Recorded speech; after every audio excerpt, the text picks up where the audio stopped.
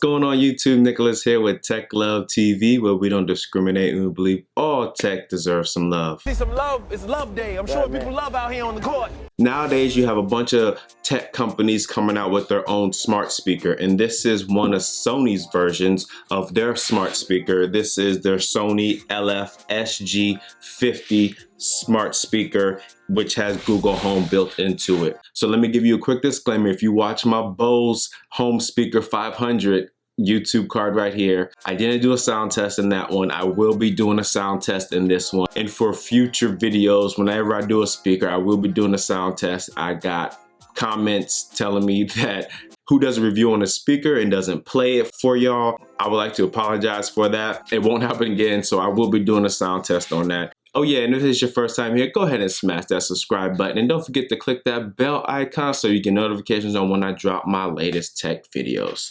So back to this speaker. So very quickly, if we go around this box, we have, of course, Wi-Fi certified, NFC capability, Bluetooth, Chromecast built in, like I said before, Google Assistant built in. You have 360 degrees of sound. Now how that works, you have a two-way facing speaker with a two-stage diffuser, damped bass reflex duct, a subwoofer, a two-stage diffuser, and a full range speaker, which creates that 360 degree sound. Splash proof, just in case if you have this next to the pool or in the kitchen, a little bit of water can splash on it, you'll be good to go with that. It is IPX3 rated, touch-free gesture controls, so that you don't have to use your phone to control it when you're playing music or you want to access Google Assistant, turn the volume up, whatever. I'll get into the gesture controls in a little bit. Use of hands-free and far-field voice recognition. Works with Google Home app, which is available on the Apple Store or the Google Play Store, and multi-room music across Chromecast built-in speakers. You can have multiple speakers set up throughout the house, and then you can just play the same music, or you can play different music anywhere in the house. Just hook it up to your network and you're good to go. So when you unbox this speaker, what you'll have the speaker sitting on top, and as you can see right here, it kind of looks like a mini Apple HomePod. It's the same look, the same like mesh material on the outside. Oh yeah, I forgot. This speaker goes for $200. I couldn't find it on Amazon, so I don't think there is an Amazon link, but I will provide the link down below to the Sony website. These are available in black and also a white. And I know you see there's a blue color over here, but I haven't been able to find the blue color. It's not available on the Sony website, and I couldn't find it for sale anywhere. But anyways, you got the speaker. You also have a bunch of literature,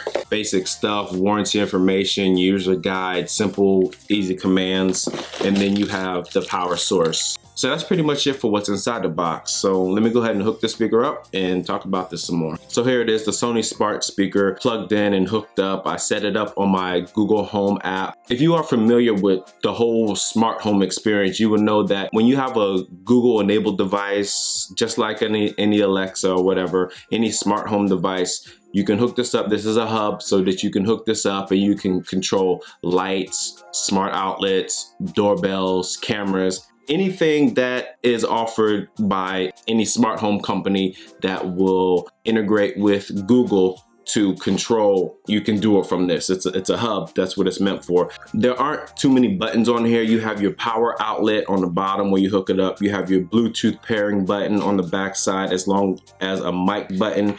And underneath you have a dimmer button, and it also doubles as a restart button, and you have a hold button as well.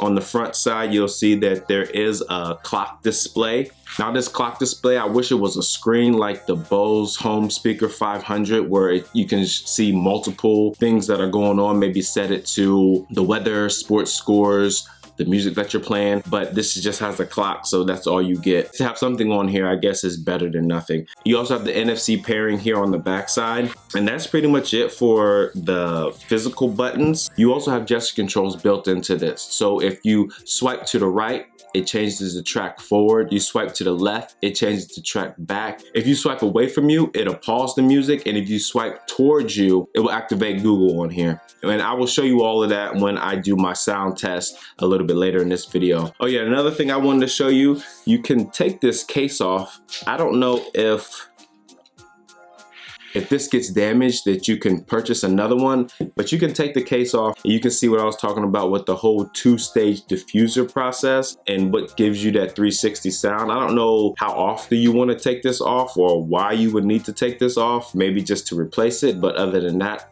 I wouldn't mess with it too much. You just have parts in here that can get worn out, and then you just have a speaker that might be damaged. So now for the sound test. Okay, so unlike my last speaker video, I did not test the sound, and you guys let me know exactly how you felt about that. So with this one, I will test the sound and show you the gesture movements at the same time. With this, I won't control it from my phone. I'll control it strictly from the speaker right here. And the gestures are backwards to me right now, so if I mess up, please forgive me. So the first gesture to unpause your music or to pause your music is to swipe away from the speaker. So you hear the music, that's swiping away. And swiping to the right moves the track forward. Let me do that again so you can see. If you can see my phone, try to get close. Swipe to the right, track forward, and then swipe to the left is track back. Also, swiping towards you activates Google. Hey Google, what time is it? It's 8:57. And so I think I messed that up. So let me try that again. When you swipe forward, I guess Google automatically comes up so you don't need to say the command, you know, hey Google. She'll come on if you say hey Google. But if you just swipe forward, I think you can just talk. So let me just see if that works. So it's just swiping forward. What's the weather like? Right now in Lake Ridge, it's 32 and cloudy.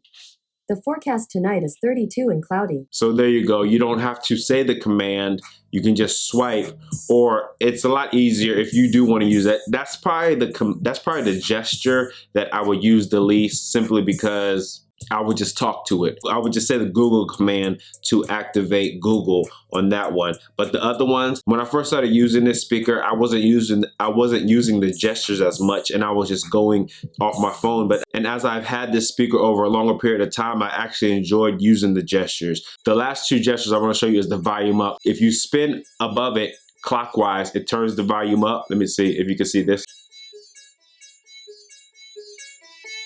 There you go.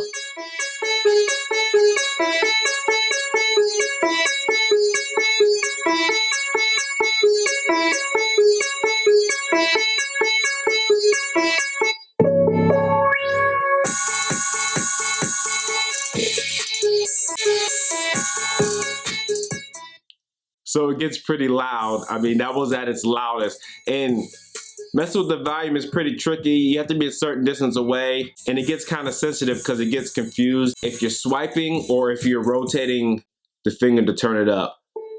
So that's turning it up, and then that turns it down.